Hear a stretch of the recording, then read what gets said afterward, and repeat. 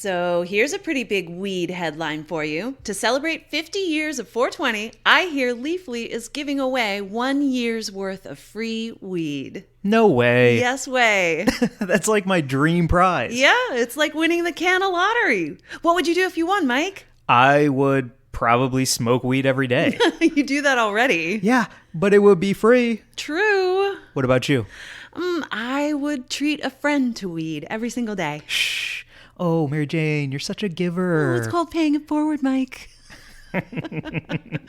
Yeah, but you're actually not paying anything. Remember, you get a year of weed from Leafly for free. That's right, Mike. So listeners, listen up. This 420, Leafly is pulling out all the stops. Visit leafly.com for all that is weed and wonderful. And to win that year's worth of free weed, sign up on leafly420.com. That's leafly420.com. And don't forget to follow Leafly for a full celebration of weed throughout April. And by us letting you know, we are lowering our chances to win, but that's us being nice and paying it forward. Yeah, paying it forward to our buds. Absolutely, bud. So check out leafly420.com and best of luck. Best of luck. Freeze Pipe hates pre-roll ads as much as they hate coughing. We'll keep this quick. Instead of cooking with vegetable oil, Freeze Pipe puts it in all their pipes and bongs for the coldest and smoothest hits around. These freezable pipes are filled with glycerin and work to cool smoke by hundreds of degrees. But enough with the ad. Learn more at thefreezepipe.com and put an end to harsh smoke. Visit thefreezepipe.com and use code GRUB for 20% off your first order. Thefreezepipe.com, use code GRUB for 20% off. Hello, and welcome to Weed and Grub.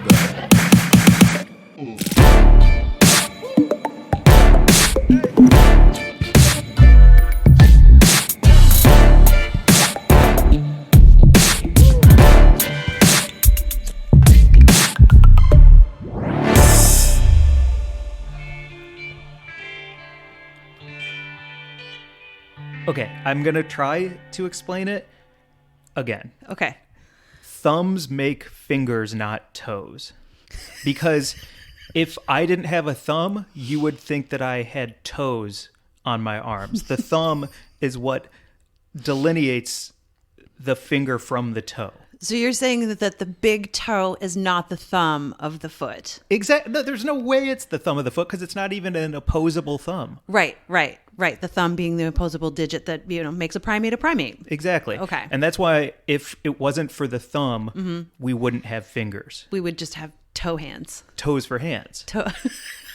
Which would be terrible. Well, sure. I'm not a fan of toes, so this is like my nightmare. Oh, to have like a thumbless world, I would be just so phobic I would never leave my house. Because we'd be covered in 18 toes. Everyone would just have way too many toes. Yeah. Agreed. It'd be a lot. Oh, and then for like mittens, would you wear, sandal hands? No. Yuck. No, I don't want it. I don't like it. It freaks is me also out. true that the thumb makes the hand presentable.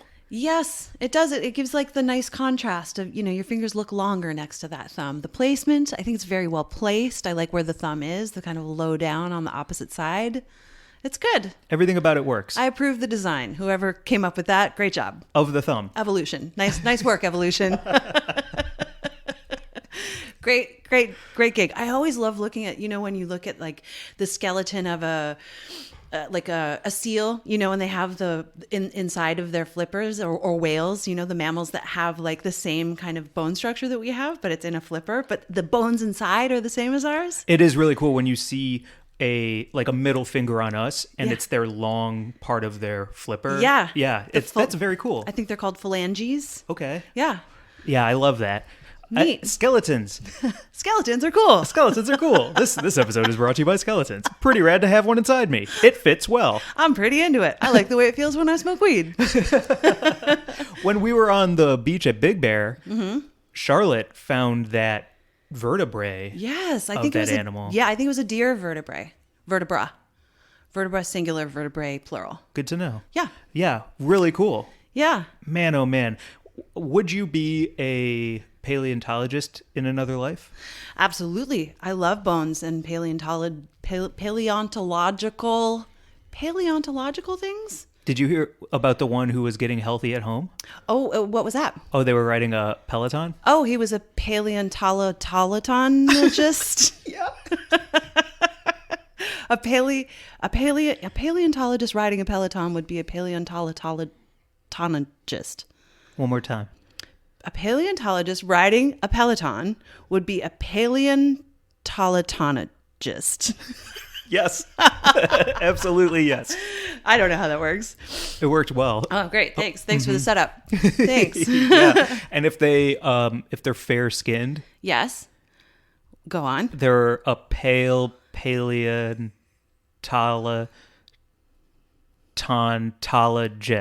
A paleontologist. Yes. Thank you, Mary Jane. Yes. Nice. We did it. We got I there. don't know why that's so exciting to me, but cracking that open just made my heart sing. Yeah. That's awesome. That's so fun. That's so good. Yeah. A good start. Great start. Well, I mean, it's kind of like the funnest month. I don't think April gets the shine it deserves. It's the stoner high season. It's 420 is coming right up. So what up, Mike? What up, Mary Jane? How's it going, Mike? So good. Welcome to Weed and Grub, everybody. This is a podcast about comedy, Cannabis, culture, cooking, and calling shit out. and skeleton bones. Great. Absolutely. You know, you change that up so often because sometimes we say cannabis, comedy, cooking, culture, and calling shit out. But sometimes you do comedy, cannabis, cooking, culture, and calling shit out. I say one and know you'll say a different one. Yeah. And then I say one that we haven't said yet. It's like a little trust fall with our podcast opening every week. Oh, with our tongues? Yeah. A tongue trust fall? A tongue trust fall. I like that. I do too. I trust that you're going to be there for me always. Man, I know that like hanging out with my best buds, I can really throw some weird shit out there and trust that it's going to make sense to them and keep the ball in the air. It's the best feeling in the world. Speaking of trust and 420, we did a really cool thing with, well, we have so many things to talk about with 420. We should like put them in a little corner and kind of like try and keep it short and quick because there's so much to talk about. Oh, you want to do a one-time segment about 420? Yeah. What are we? Corner? Yeah, a 420 corner. No, not a 420 corner. Not a smoke sesh. No, a hot box. Yo, a box to keep your 420 events in. Let's put it all in a hot box. I love it. 420 corner. Okay. Okay, so I was going to say, as far as trust goes and 420 and getting high with friends, getting high while blindfolded was something that I had to have full trust to do with you as my partner and also with everyone around us. Yeah. That was amazing. It was really cool. I'm excited to see that video drop. Yep. I have never been blindfolded smoking weed before. I never have either, and it was a really interesting experience to get baked while blindfolded and then take the blindfold off and be like, yeah, I mean, Put it back on. Yeah. I know. Where's my hood? Where's my quiet place? Like, I wanted to like, do you remember when you came to that live stream where we did like 500 minutes of constantly streaming weed content and you came through and I was basically sitting in a corner with my hood up and like the drawstring pulled all the way so you could just only see part of my face because I was so baked. I do remember that. You went into your own little hoodie hole to reckon with how stoned you were. It was my safe place. I have a sleeping bag that is basically like a slanket sleeping bag that is, I mean, it's like got a hole in the bottom so you can walk around. You know, you've seen it, but for anyone who hasn't seen it, it's a sleeping bag slanket. Yeah, but it also looks like one of those, who are those tiny, tiny, tiny bugs that are invincible? Tetrons? Oh, a TARDIS. A TARDIS. No, not a TARDIS. That's the Doctor Who transportation vehicle. A tardigrade. Yes, you look like you're wearing a tardigrade when you go into that thing, and it's very cool because it's an impenetrable high hole of protection. It's the perfect thing to wear when you get super baked because you're warm and you're comfortable and you can go into your hoodie hole, but you can still ambulate, walk around, and it's got pockets for snacks. That thing is fucking great. I actually bought that when we were in Portland for a weed event, and that's where we met Jim Belushi, and we were at a costume event, and I bought that to go as a grub. Yes. Yeah. And now it is your safe space. Now it is my safe space when I'm high. Tardigrade. My tardigrade slanket.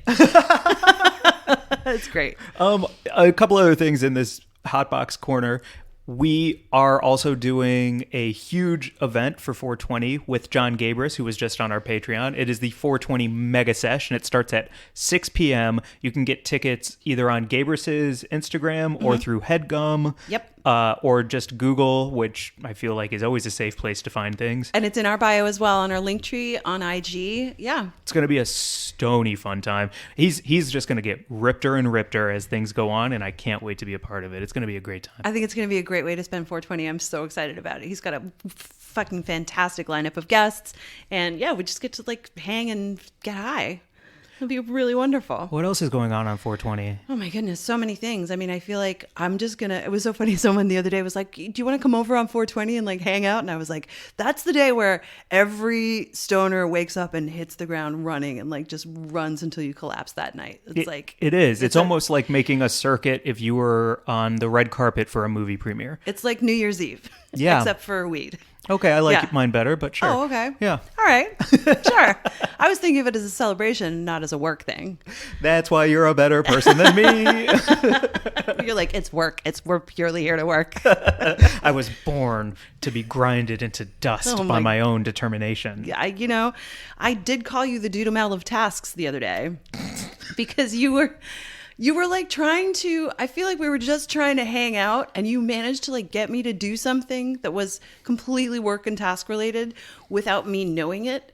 And I was like, how did you do that? Like you magically conducted me through being like kind of charming and like a little offhanded about it. And all of a sudden I was doing something that you had just straight up wanted me to do. And I was like, you're like a fucking conductor. Yeah. For tasks. Yeah. You're the Gustav Dudamel of tasks. Damn. I am so full of pride, yet so torn by that compliment because it makes me feel really good because I love Dudamel. I love conductors so much. I love them. Ever since Animaniacs, when there was a conductor song on Animaniacs, I am in love with that. But I don't like it because it's a sneaky power that you really got to make sure that you're not doing with people because it can be gross and manipulative, and I'm good at it. But I'm also very conscious of that. Yeah. And so I don't, it feels like a power that you can use for evil too much. And that makes me feel like a bad person. Well, I think the fact that you're questioning how you use it means that you're not a bad person and that you're aware of it. And also that I'm going to always fucking call you out on it. You know what I mean? Like, yo, it did hurt when you said you're the Dudamel of tasks. Oh, no, I didn't mean it to hurt you. You know what I mean? Yeah. I don't mean hurt, but it was kind of like, Ooh. Okay. I got you with that one, Yeah. huh?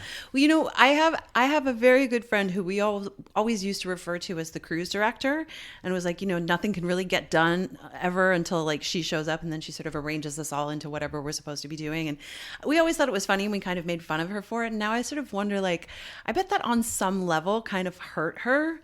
Because it was basically just calling her bossy. Yeah. And she was the most fun. And she got us all to have the most fun and maximize our time together and all that kind of stuff. Like on a vacation, I don't think we ever would have done anything without her being like, okay, we're all getting up and like leaving the house and going to the beach or whatever. It was very, I think we all thought of it with a fond sort of warmth. But I bet at some point she was probably like, hey guys, like I'm not the fucking cruise director. I'm just another one of you and your friend. And don't be. And did you have a good time? So why are you making fun of me? And you're welcome. Yeah. Yeah. I think it's definitely good to be aware of that. I think just in general, very good to be aware of friend dynamics. The pandemic has taken such a toll on friendships, and all of those friendships that were really accustomed to just being easy and around, a lot of them afraid, And I'm noticing that I'm much more sensitive to comments and commentary than I would have been maybe a year ago. Like my skin is thinner a little bit because I'm not accustomed to having things bounce off it all the time.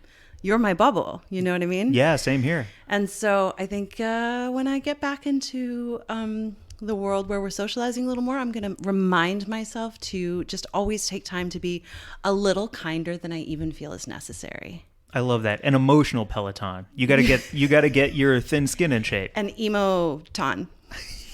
Sure. Or just a tauntaun. A tauntaun. Which is a safe space, Yeah. Like the tauntaun was the safe space for Luke Skywalker. Oh, that's right. In Star Wars. Yes, that is one of the things I do remember from that movie. He cuts open that tauntaun and crawls right inside, and it keeps him safe and warm. I'll tell you what, would have done the same. Probably would have enjoyed it a lot. That looked like a cozy tauntaun. Yeah, I bet it smelled real bad, but it felt real good. Come on, who cares? Yeah, so fucking durians smell bad and feel good too. So what are you talking about? Yeah, and sometimes same with sex. So sometimes the dirtiest things in the world are the best things. That's right. Oh, wait, I'm forgetting. What? We all are also doing a really cool 420 blank blank blank working out the details right now for this blank, blank, blank. Oh, you're announcing something that we can't announce right now? But blank. Great. Everybody tune in for the blank. We'll drop some details in a blank space at a TBD time and fucking... We're going to be smoking inside a black hole and seeing if we can get high or not. I will be in my slanket. That's what I mean. Yeah. Do you think you could get high in a black hole? Yes, of course. Well, you wouldn't really be alive in a black hole. Yeah, okay, but if we were tardigrades inside of a black hole, because everything, nothing can escape a black hole, but that doesn't mean you couldn't exhale, right? You could still exhale and inhale. Could you even light a bowl? I don't think you're breathing. I don't think there's any breathing or There's oxygen nothing. or fire. No, Okay, I so think you can't get high in a black hole. You could get high on psychedelics, Oh, which you don't could require ingest. flame and oxygen. Okay. Yeah, I would just drop acid. In a black hole. Would that be good or bad? I think that would be terrifying and not to be recommended. But, you know, if I wanted to get high in a black hole, yeah, choose DMT maybe. I think you're right. Or maybe that is where I don't even know. Yeah. Thank you for cracking that open with me. Sure. If you find yourself in a black hole, your best bet is psychedelics. Yes. Yes. Or maybe not your best bet. I don't know if that would be a great choice. I think if you find yourself in a black hole, your best bet would be to get out of the black hole. Sure. Right? You got it. Well, the only way out is forward. Maybe the only way out is psychedelics. Yeah. True that. Wow, you're making me, this is a stoner thought, but you're making me think, what if we are astral projecting from inside of a black hole, which there is no escape from I don't right like now? that thought. It makes me feel anxious. I don't want to go there. Let's move on. Cool. You want to do news instead? Yep. Let's get to the news. I don't like it. I don't like that thought. I don't like it. The Grub Gazette, which is presented by OCB Rolling Papers, the largest rolling paper brand in the world, crafted naturally since 1918. OCB offers a full line of papers made with sustainable fibers, no GMOs, and no chlorine. All OCB materials are sustainably farmed from within a 500-kilometer radius of their facility in France, which is powered by 100% green energy. OCB introduced the world to the first natural rolling paper crafted with pure, organic hemp grown in Champagne, France. Just as Mother Nature intended, trust your premium legal leaf to the finest natural and sustainably crafted rolling papers in the world. Don't put your champagne in a solo cup. Enjoy your entire smoking experience with OCB premium hemp rolling papers and cones. I love the cones. Love the cones. So good. So visit OCBUSA.com and follow OCB on Instagram at OCB_USA. Give them a follow. They're great people. Absolutely. And if you support us, please support the people who support us, and we can all support each other. It goes such a long way. We try and celebrate products that we believe in. So if you are looking for those products, please believe us. We know what we're talking about. Nice. Yeah. What's the news this week on the Grub Gazette, Mary Jane? Okay, so this news is fantastic, coming to us from like all the sources because it's huge news. But I'm reading this story from marijuanamoment.net, which is a wonderful place to get weed news from. The New Mexico governor has now signed a weed legalization bill, making it the third state to enact marijuana reform within days. Because, of course, as we all know, New York has just passed cannabis legalization reform, and Virginia became the first southern U.S. state to pass reform. So, you know, the dominoes are falling fast. Absolutely. It's kind of fun to picture the U.S. and all of these states lighting up at different times in different areas, all for the same cause. Very, very cool. It's fantastic. So it means that in New Mexico, some of the components of the law are adults 21 and older will be able to purchase and possess up to 2 ounces of flour and 16 grams of concentrates, also 800 milligrams of infused edibles, which is like, you know, not nothing. That's a juicy amount. Home cultivation of up to 6 plants will be allowed.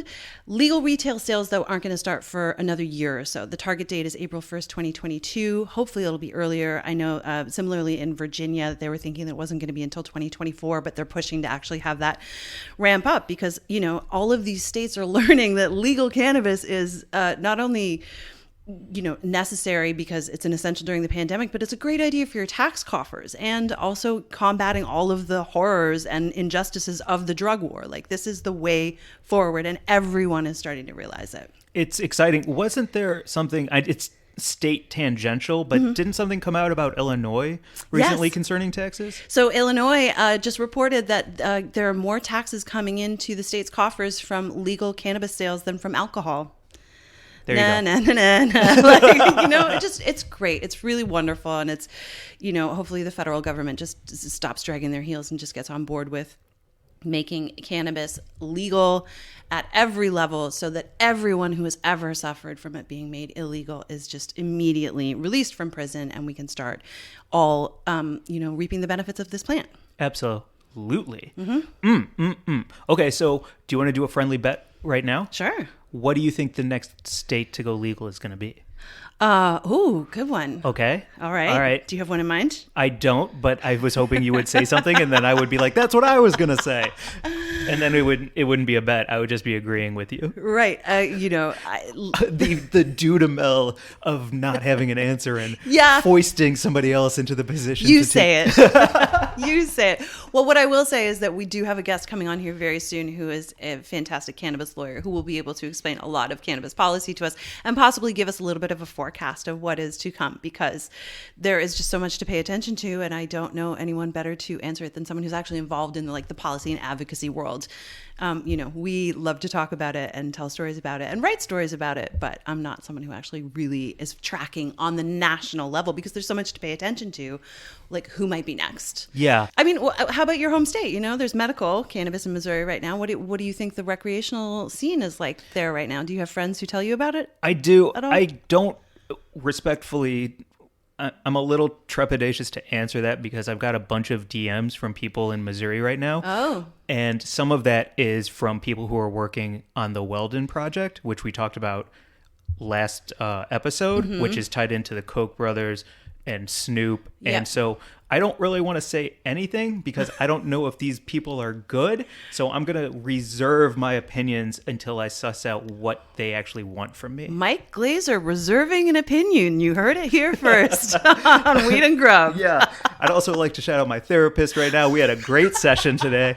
Feeling real slick and good. Wow. Wrote those morning pages, dumped it all out. Filters are clean. Soul is pure. Let's get it going. I mean, I have to say, when you showed up to record today, you brought me a vegan BLT and a immunity shot. I was like, okay, this is like some health coming my way with some glowing cheeks and clear eyes. You better believe I it. appreciate that, Mike. You're in a good place right now. I'm in a really good place. It feels really good. Yeah, that's really nice. I'm excited to be along for the ride with you right now because we just had there's so much popping. I mean, in the world of weed and in our world and with our friends, and it just seems like the end of this sort of weird period that we've been in. I don't think it's the end of all of it, but it feels like we're in a new sort of era of another stage of the transition, I guess is what I'm saying. Maybe we've crossed over the hump of the bridge and we're on the that other part of the bridge, or the suspension bridges that are so fucking scary with the ropes that go over canyons and stuff. Mm-hmm. Maybe we're past the broken part in the middle where you could have fallen through to the rushing rocks in the river below. You put your foot on that one plank and it snapped. And you grabbed the rope and you Yep. go, whoa, and everybody on the other side goes, whoa. Yeah. Yeah, you made it past that part so that snapped and it fell into the river below and you saw it get dashed against the rocks, but you didn't go down with it.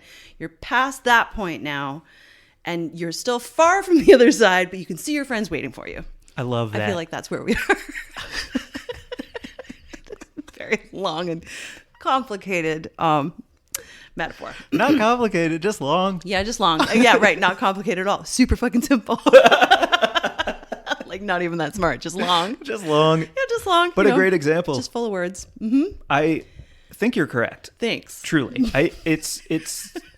It's kind of how I feel. Mm-hmm. I don't expect to get to the other side of the bridge anytime soon. Right. But I'm walking a little easier across those planks, and that does feel really, really good. And you're looking down to see which ones are rotten now because you've been scared sort of into knowing that you need to keep a very close eye on everything that's going on. And maybe there's a snake up in the overheads that might drop on you from above. Mm-hmm.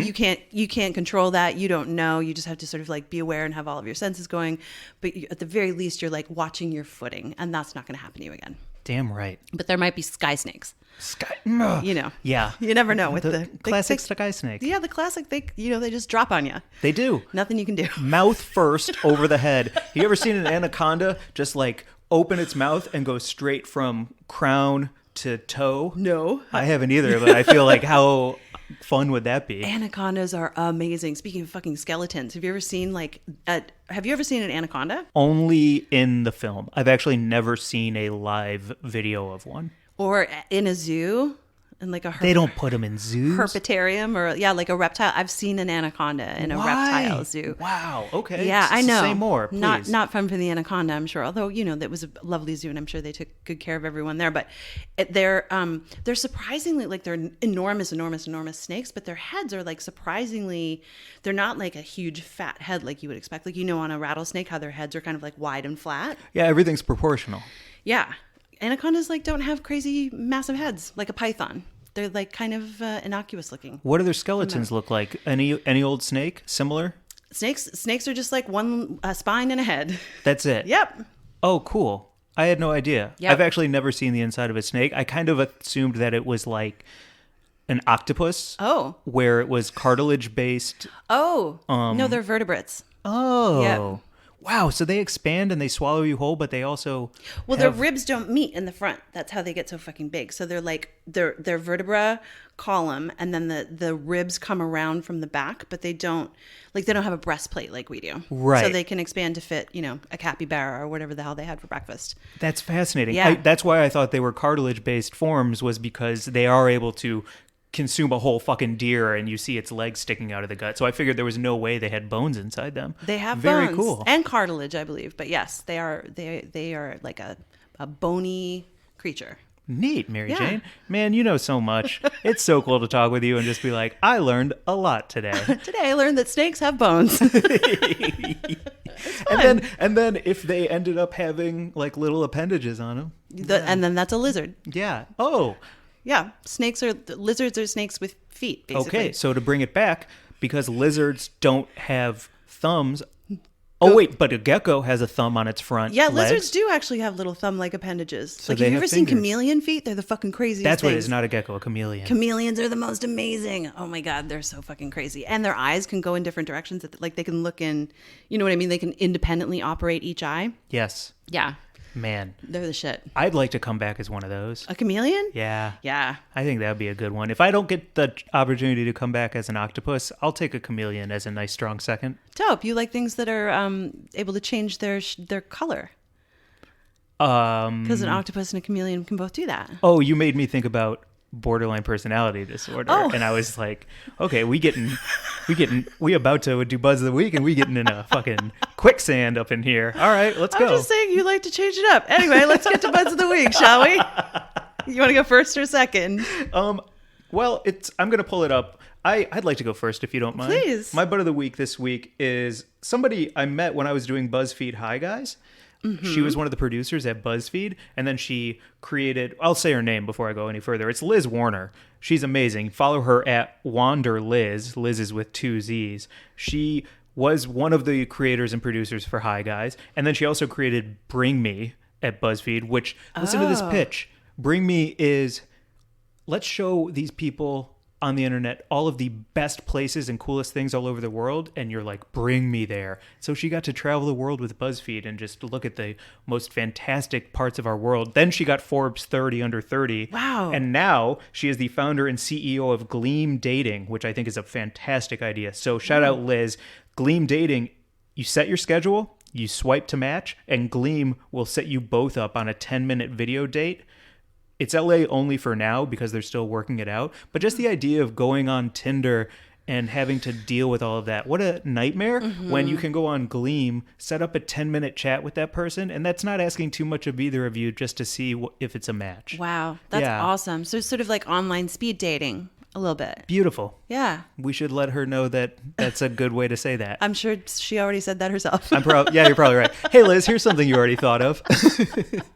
That's awesome. Yeah, so I just wanted to celebrate her because she's such a ambitious entrepreneur and a very kind human being. So follow Liz Warner at WanderLiz. Wow.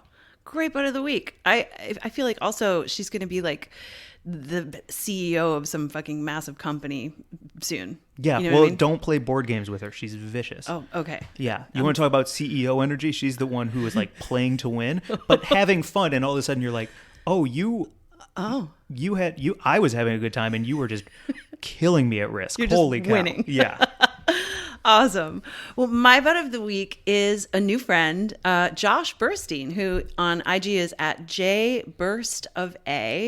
And we were introduced because Weed and Grub got to go on Josh's awesome show, which is called The Liberal Conspiracy. So Josh has like worked in politics for, I think, under 2 terms of the Obama administration. He's just an amazing storyteller. And he decided to create a show that's basically like news that doesn't make you feel bad, because he spent so much time around all of the stuff that is just like hard to swallow, fucking politics is tough. So basically the show, The Liberal Conspiracy, introduces you to all sorts of topics where he can like make the tough, complicated issues kind of easy to, and fun to understand. And we got to hang with them on The Liberal Conspiracy and talk cannabis. Yep. And it was a great time. And that episode, I think, will be coming out next week. I think on 420. Yeah. So follow Jay Burst of A and check out his show, The Liberal Conspiracy. These are good buds of the week. Yeah. Yo, you want to talk about some good buds? Yeah. I Yes. just want to shout out Big Bear. I had such a good time with everybody, and I know y'all listen to this, so I just want to shout out the Big Bear crew. And also, while we're talking about it, I'd like to shout out that bubbler from Elevate that brought us all together. Ooh, I needed that reset, and I had such a good time. Yeah, it was really nice. Thank you to my sister for making it possible for us to have a safe getaway in this crazy time. And the house was so perfect, and it was really lovely to have, like a safe, contained, fun time with friends. And this little bubbler was just like the cutest little bub that ever bubbed. The Elevate bubbler we're doing a giveaway on our Instagram for it right now. If you go check out our IG, they are giving away, it's called the Drift, the new Elevate Drift. And it's actually not even available widely yet. We were one of the first folks to get to try it out and drop it on our IG. So you can follow them at Elevate Accessories. Check out the giveaway. It's running for another couple of days on our Instagram. And yeah, it's just a sweet little piece. Yo, real talk, everybody was using it. There is nothing better than walking outside on a beautiful spring day, taking a rip out of a bubbler that you believe in, and then going for a long walk with pals. It was such a nice long walk through the mountains, and there was still snow up there, and it just felt so clean and crisp, and it was perfectly baked, and it was great. Yeah. Thank you so much for the beautiful bubbler. We use it every day. Every freaking day. Yeah. Yeah. And their Instagram again is at Elevate Accessories. Should we get to our VIB? Our very important bud? Yes, Rachel Yeah. Burkons. Oh my God. So everyone follow her right away at Savor. Rachel is such an incredible person in the industry. She's such a fun hang. We got to talk to her. The audio might be a little weird because there was some Zoom stuff that was happening. Maybe in the background, it's a little crackly. She was in a haunted house Yes. when she was recording. So not really her fault. A lot of ghosts, a lot of supernatural beings in there who kept poking, prodding, opening cabinets. I don't think it was that bad. It was a really good hang though, and she's so fun, and she's like truly one of my favorite people in the industry because, as we get to in the interview, we talk about like what makes her mad, and she definitely has that. Like stuff pisses her off, but her outlook and the way she chooses to project what she is excited about into the world is always this like sort of sunny, upbeat, positive vibe, and it's really nice because weed beef is real and people get upset about stuff as we all have a right to, but Rachel just manages to like overcome it with this relentless positivity that I fucking admire. And great content. Yeah. She puts her money where her mouth She's is. fucking funny. Yo, so Yeah. Should we get to it? Yep. All right, without further ado, here's our interview with Rachel Burkons.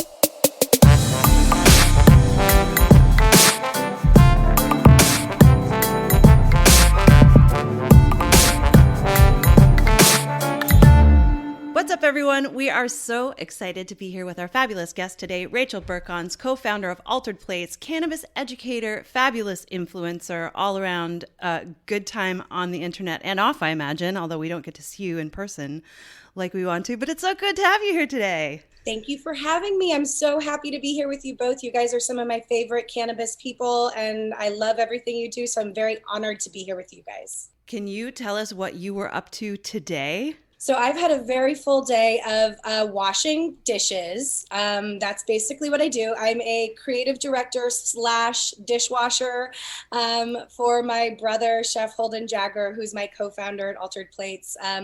He was cooking all day and we needed to do a little content. It's been a while since we've gotten together to just shoot and talk and, kind of collab and brainstorm. So he cooked, I think, like 7 or 8 dishes today. And yeah, so it was a lot of dishes for me to wash, all the pots, all the pans, every sort of spoon you could imagine. But I'm very excited to just be back in the kitchen with my brother. It's a lot of fun. That's awesome. Okay, quick question, and then we can talk more about Altered Plates and everything. But rank them. Favorite to wash: plate, bowl, knife, spoon, fork. Okay, well, I'm going to go from worst to best. We're going to go backwards, but I'm going to answer your question. The worst is the spoon. The spoon is the worst because it always splashes back up at you. Bowl is similarly bad. Bowl sucks. I think the knives are okay. I actually like knives because you can wash a bunch at one time. Yeah, multitask. You got to just like get in there. Forks are okay. They take a little more work because you don't want to miss between the things. And then plates, like give me a plate any day. Any day. Any day. Have to agree, top to bottom, bottom to top.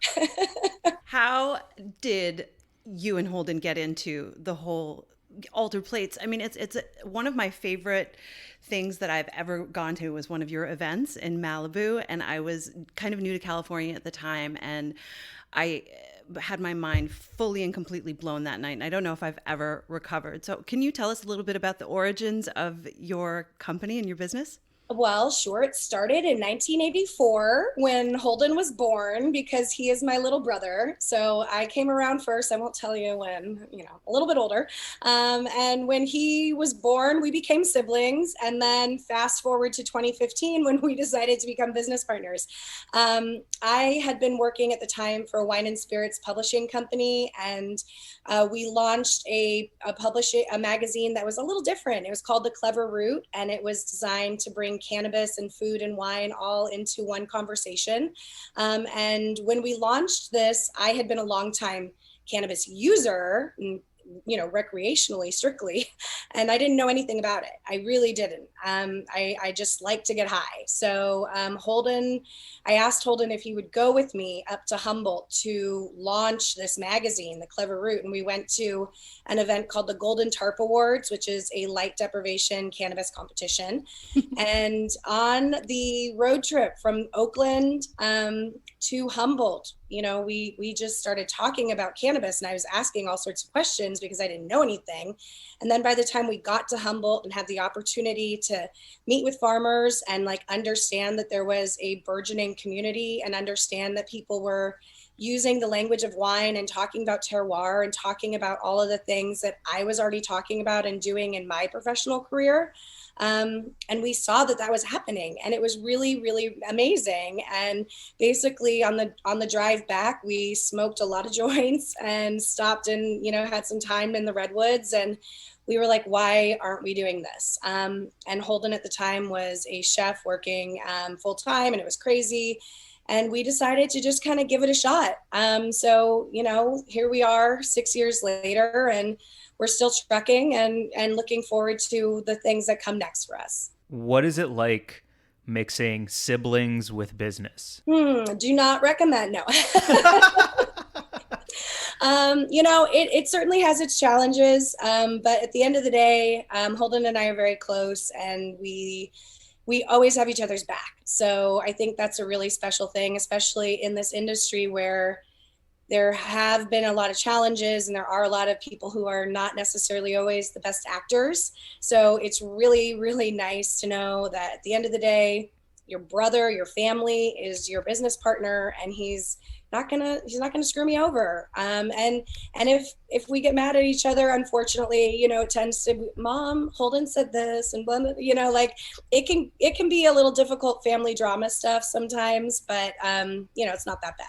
Can you say a little bit more about the bad actors in the cannabis world? I think that anybody who's worked in the cannabis space for any length of time has probably encountered at least one or 2 or 3 people who are maybe trying to take advantage of them.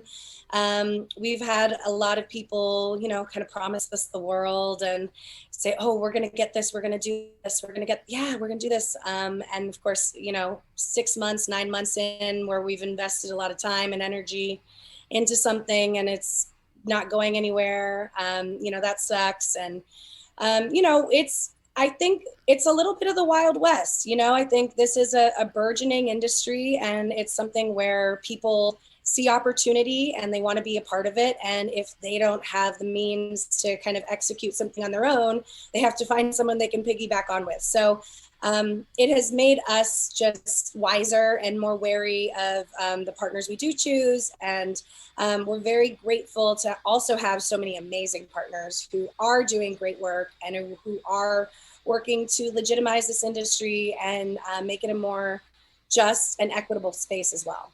I don't really mind people who see opportunity in weed. There is so much opportunity in weed, and it's exciting because the sky's kind of the limit. If you want to be a creator, if you want to be a cook, if you want to open a dispensary, it can be really hard, but the opportunity is there. It sounds like you just don't appreciate people who are lying to get opportunity. No. That's not for me. I don't think I need that in my daily life anymore. But you're right. There is so much opportunity in this industry because every sort of mainstream category has a place in the cannabis industry as well.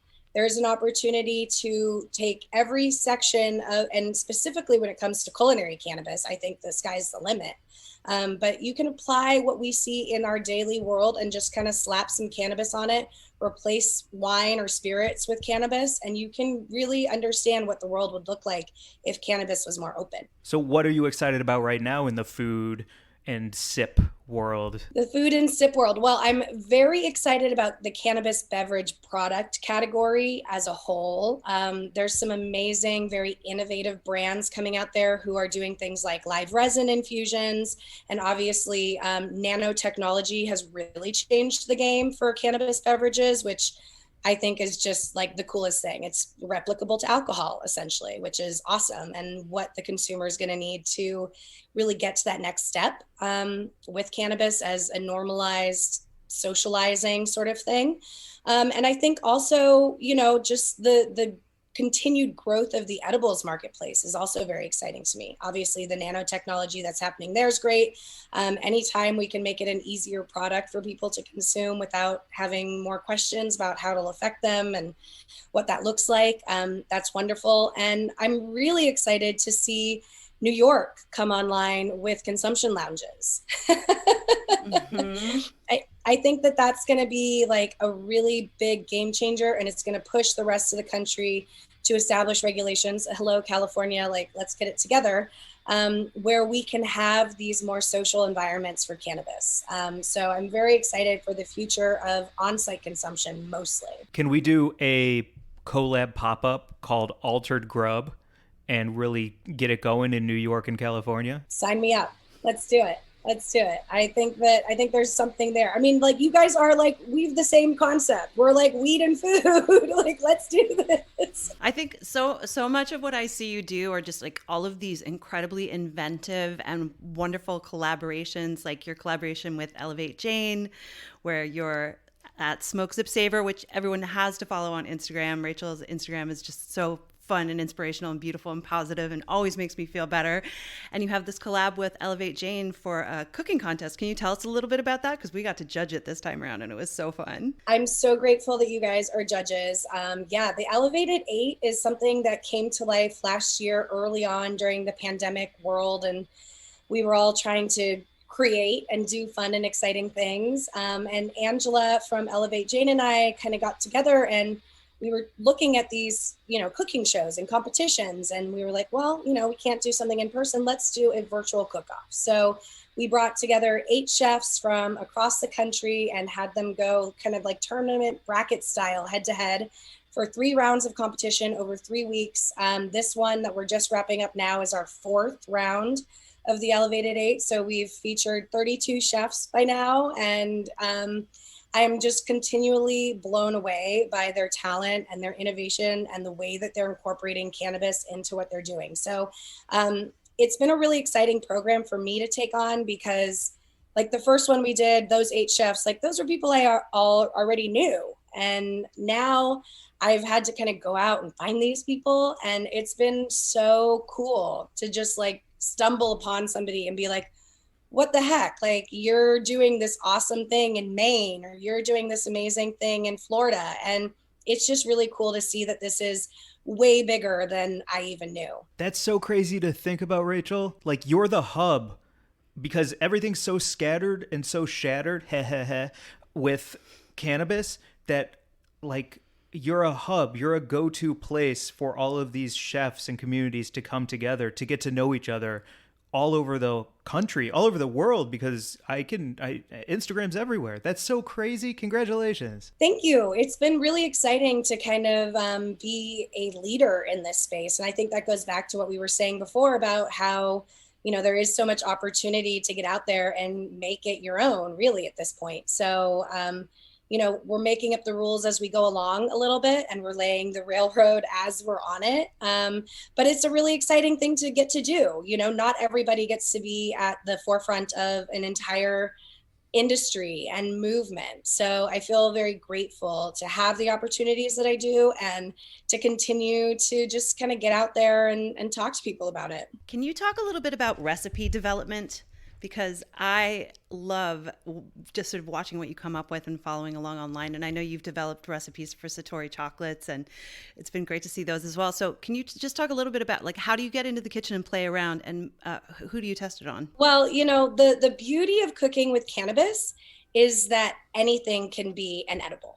Anything can be infused. When you're working with something like an infused olive oil, which is my preferred infusion technique, because it could go literally in anything, you're able to think way outside of just like the brownie. So when it comes to recipe development, I'm really just thinking about what I want to do, what I want to cook, what's in season, what I want to make, what sounds fun.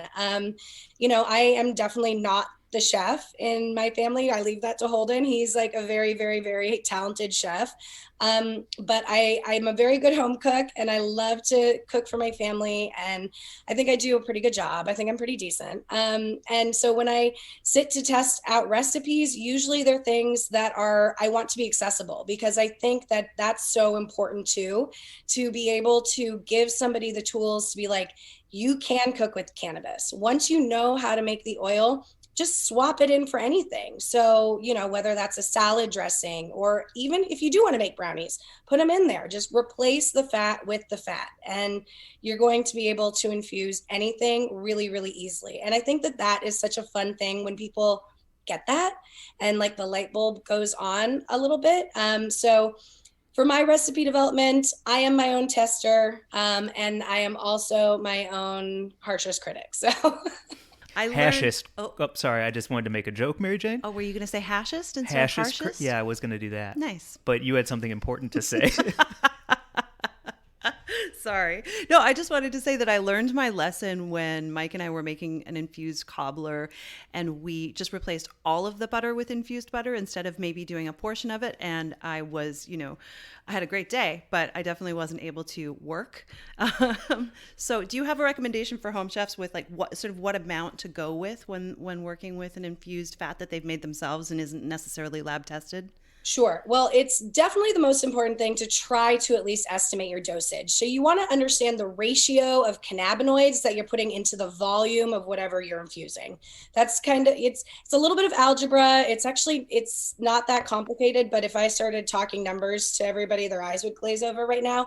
But you know, definitely at least attempt to find your dose first. If you are not able to access lab tested cannabis, I estimate usually somewhere between 20 to 25% THC. Obviously here in California, we definitely are getting cannabis that's like 32, 33, or 35% THC. So if you do have the opportunity to actually look at the COA and understand the total number of cannabinoids in your eighth or whatever, please do so. So once you're able to kind of calculate the ratio of the cannabinoids into the infused volume that you're using, I personally recommend making making very potent infusions, so you have to use very small amounts. Like you were saying, you can absolutely, if it calls for a cup of butter or a cup of oil, let 3/4 of that just be regular butter or regular oil, or even more if you want to make a really concentrated tincture. There's just so many ways you can go about that.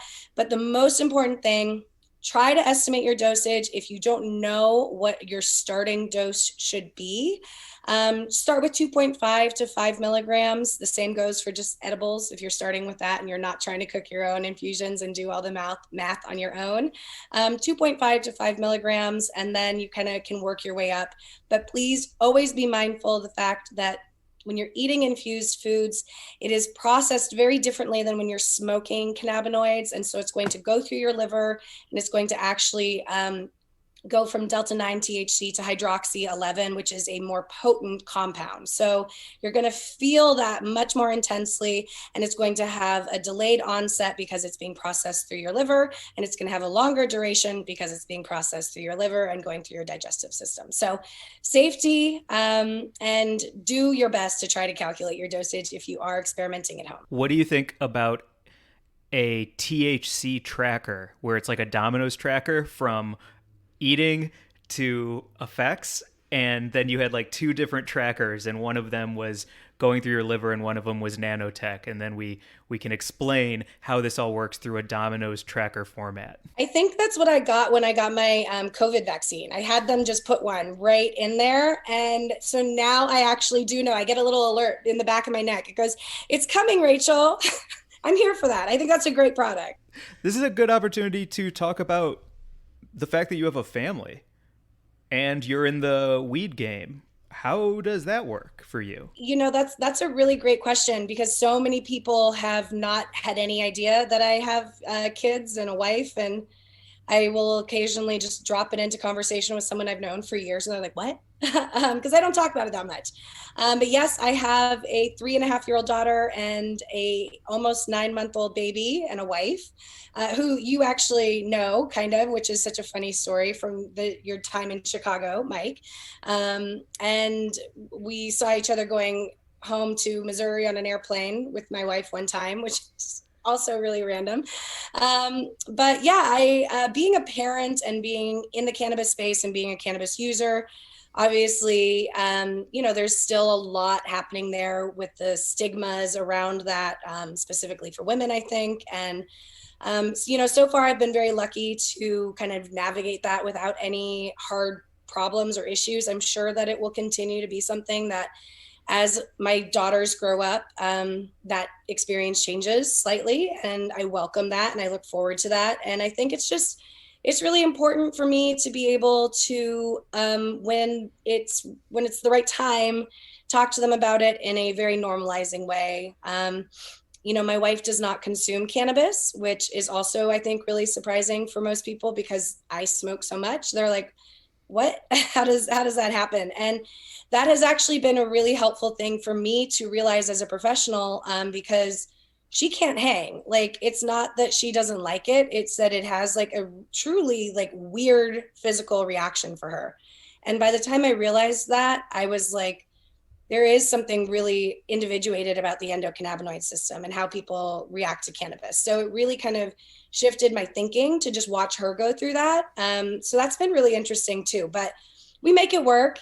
She's got wine, I have wine and weed. That's amazing. Have you ever encountered anyone who has been like sort of old school, like stereotypical, sort of shocked that you would dare to consume as a mom? I've been so fortunate that I have not had anything even closely resembling that experience. I think when I started doing this and I would go to Missouri with my wife, and her mom would be like, "Rachel's in the marijuana business." Like, I think that was kind of the closest I got to trying to really have to explain myself a little bit. I think it's really funny because my parents, they have both of we work together. We're in the cannabis space. So I never really had to even deal with that within my own family.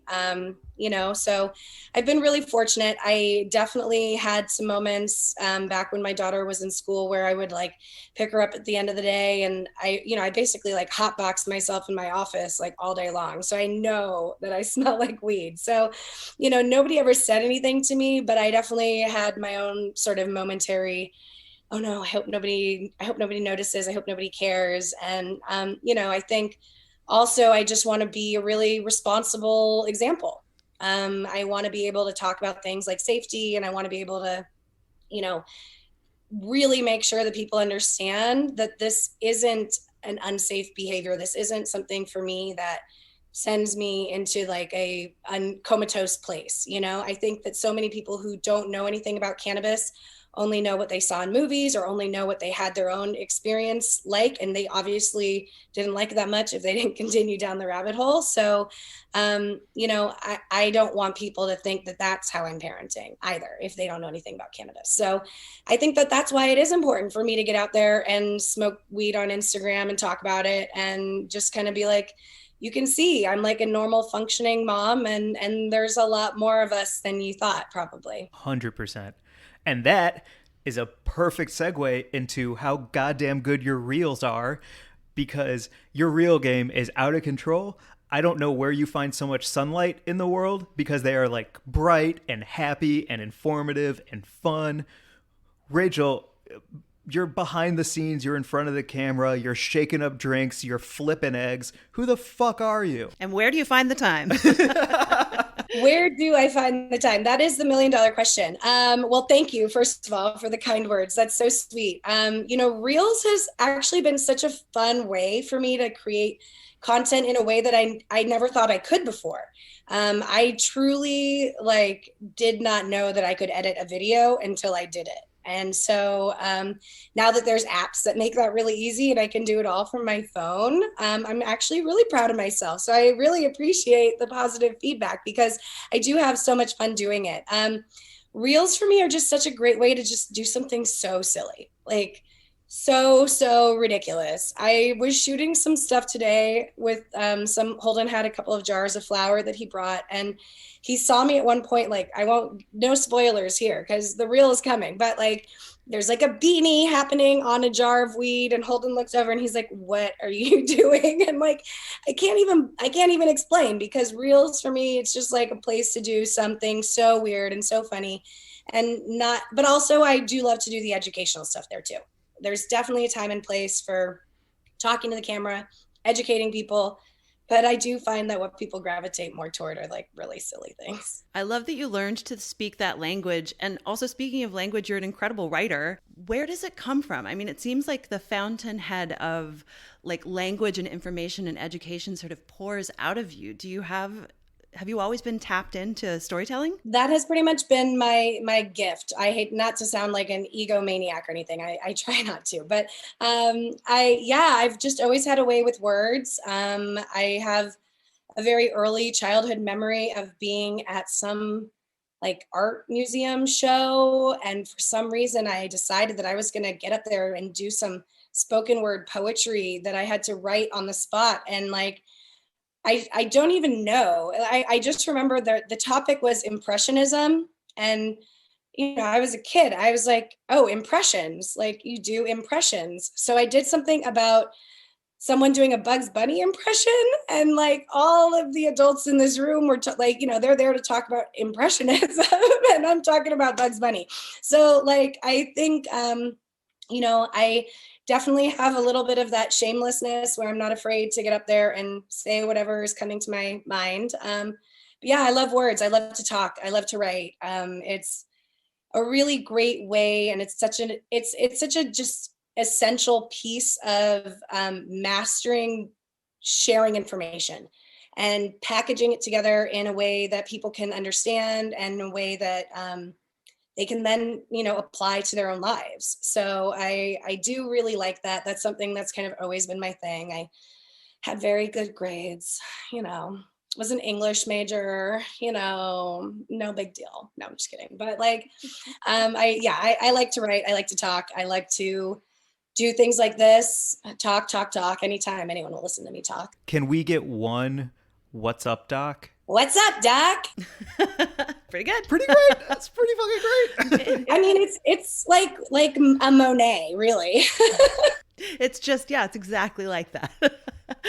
I wish the weed industry were full of people like you because, you know, you're just such a joy and, you know, like you're fun. And I think that's, you know, so much of the cannabis industry obviously has to be very serious because of the seriousness of all of the, you know, wrongs that have happened to people for the use of the plant. But it's just really nice to see someone who is exuberant and positive in putting out the message. And I don't know, what makes you mad? Like, what do you fight against? What do you find yourself combating in the weed industry? I mean, I think like many people, we all want to see this industry take a more equitable and, you know, really do the work to right the wrongs of the war on drugs. And we have to find ways to make that like really touch every level of the industry. I think that that's the real challenge. I think we see a lot of brands kind of taking on tokenism and, you know, kind of little small things that they can do, but there is a space for this conversation in every level of the industry. And so what we always have done at Altered Plates, we call it tableside activism. You know, it's the same thing we're doing with service, and we will include that part of the conversation in what we're doing when we're talking about cannabis, talking about the fact that there's still 40,000 people sitting in jail for this plant. So, you know, doing that work is really, really, really important. I'm very grateful to see that there's so much momentum happening behind that right now. I just hope that it continues and that it finds really meaningful legs and a place to kind of really take root. But from a more sort of personal perspective, I just can't, I am so over the stereotypes. As I shared, I haven't really faced that personally, but it's something that's internalized, I think, in so many people in so many ways. You know, for me to have that moment of going to pick my daughter up at her school where I'm like, oh my gosh, do I smell like weed? Or, you know, I think I always try to equate cannabis and alcohol. And I think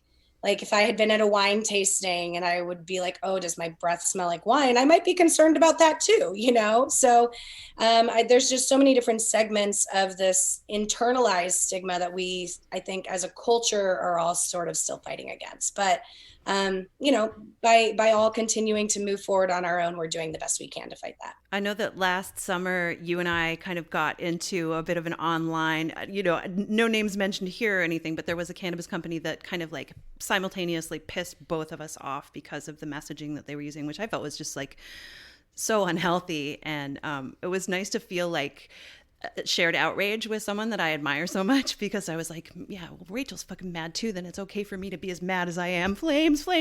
So like I know that you feel deeply and passionately about things and that you like put a cheerful mien on, but that, you know, there's shit to be mad about. There's absolutely shit to be mad about. And like, I still think about that actually all the time. And I do go back and check up on them because I'm still like, I'm like ready to take down people who piss me off. Like I really don't have a lot of tolerance for the bad actors, whatever that means, across the board, really. You know, I just think that this is too important. This is an opportunity to get to really change the way we're looking at cannabis. So, you know, like, let's do it right. Hell yes. Speaking of mad and angry, I got a text from your brother Holden earlier asking me to ask a very specific question. Oh, God.